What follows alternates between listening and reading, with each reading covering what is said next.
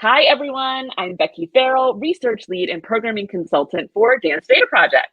Our series, Moving Forces, Motherhood and Dance, is composed of rapid-fire conversations with mothers in varying roles in the dance field.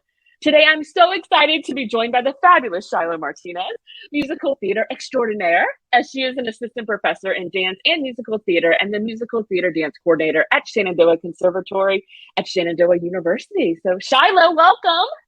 Hi, thank you so much for having me. Oh, I'm so excited to chat with you today. So let's just get right into it. So at what point in your career did you become a mother?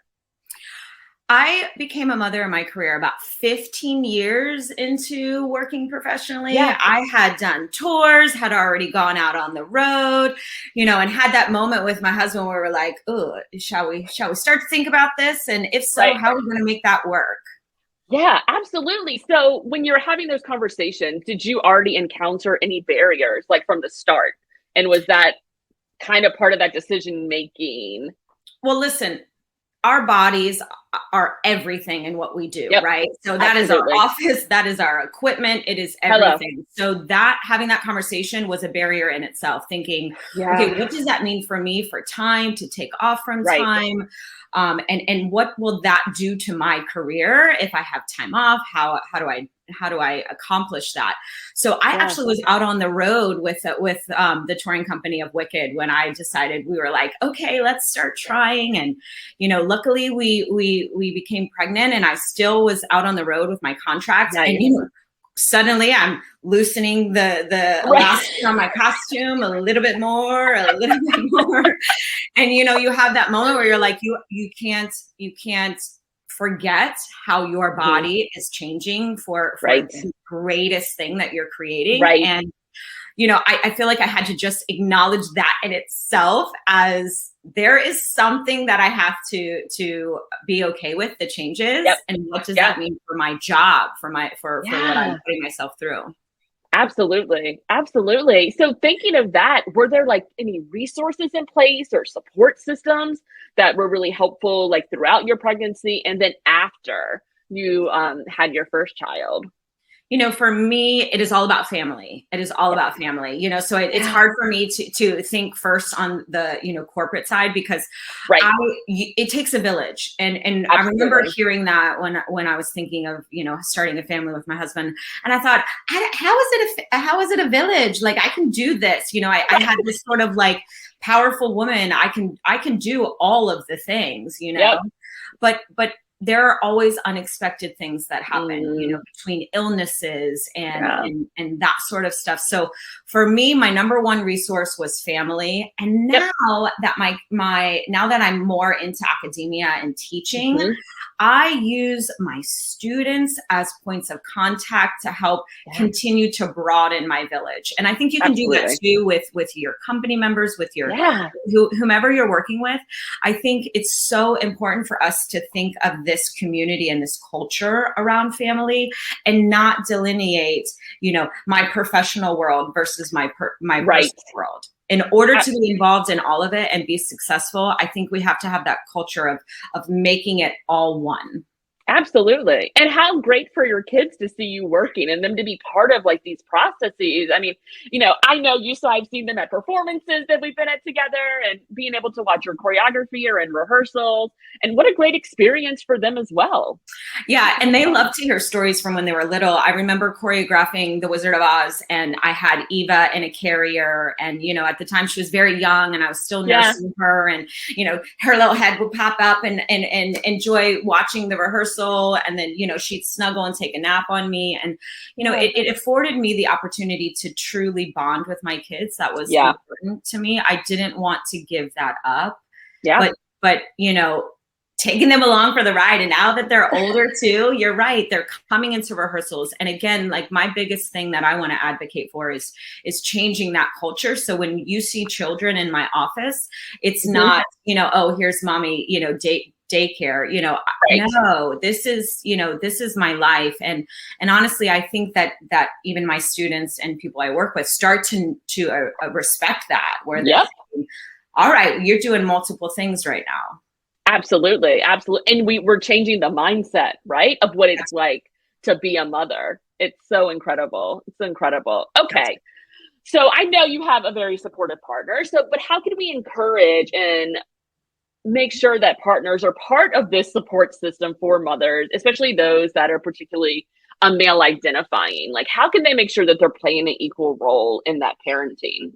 Yeah, so I am a bit OCD and I like to take care of things on my own because I know that it will be done in a certain way in which I enjoy them. My husband, if he watches this, I love you. I'm sorry.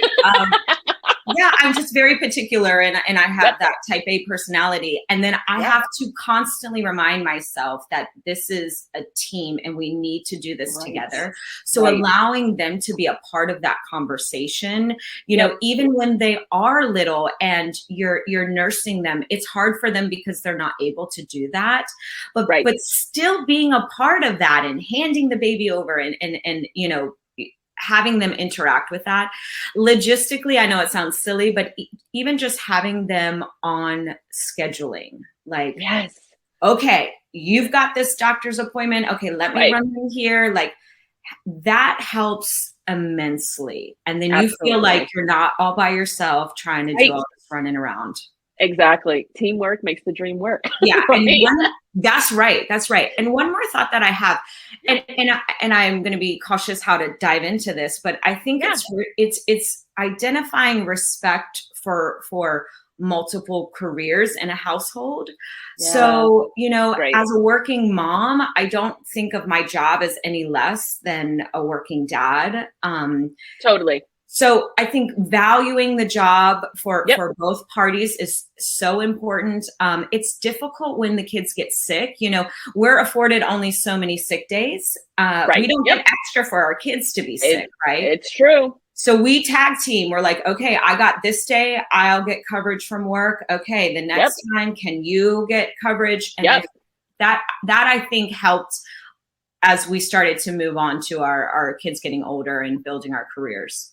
Absolutely. That's a great thing to point out, is how you're really dividing up that work, especially when things that are unexpected happen, which they always do, right? Like 90% of having a child, it's unexpected stuff that comes up for sure. Absolutely. So in thinking of that, are there additional ways that companies or venues, dance service organizations, academia, dance departments, like how can we advocate and support dance moms, right? Moms in the field. I love this. I think, first of all, having conversations like this is number one, continuing to speak about what our journeys are like, because there is no one size fits all. There is no, we'll do this and it will help all moms. That's not what's going to happen. So I think having dialogue, having dialogue with your faculty, with the higher ups in your companies, because sometimes they don't understand. There was a rehearsal that I was needed at previously, but then it got canceled last minute. But I had a babysitter that I lost out on significant funding and that sort of stuff. So I think communication is key. I'm going to let you in on a little small secret that drives me bananas. And I think we need to be cautious of scheduling things, rehearsals, meetings, anything like that is around the hours of drop off and pick up for our children who are still school age or even in daycare age. Great. That is a big thing for me. My children live close to our school, so they can't take a bus, and I have to go pick up my daughter from elementary school. If I don't show up, there is no other option. Right. So I think being aware of that when those schedules go out, to make sure that it serves all. Sometimes I'm met with, well, you can catch up on the minute meeting notes. And I think I don't want that. I want to be a part of the conversation, and I don't want to be penalized because, I do have to be there for them. Absolutely. Want absolutely. There, Yeah, you want to be able, you should, let me not say want, you should. That's right. Be able to do all of those things, right? And I think being really, especially in academia where there's usually faculty meetings that are either early or they're late because there are classes that are happening in between, especially in dance departments, because like evenings, afternoons, usually for rehearsals and that kind of stuff. So we get bumped to the top when it comes to the faculty meeting. You know, I know for myself, mine are always very early in the morning. And I would not have been able to juggle that, I think, as a mother. So yeah, I think it's a great point. Yeah. Great point. So we know, you know, DDP is having these great conversations, and we're so happy to advocate for mothers in the field. Is there anything else that Dance Data Project could do to help support moms? More like this. More input from moms who are experiencing different situations like this, I think, is essential. Getting the word out that, you know, our career paths shouldn't have to feel less than because we are wearing multiple caps. And I think just continuing to talk about it is the best thing that I can possibly think of to have that. Well, we're happy to do that. And thank you so much, Shylo. And thank you to everyone watching. We have more Moving Forces interviews headed your way soon. Thanks so much. Thank you.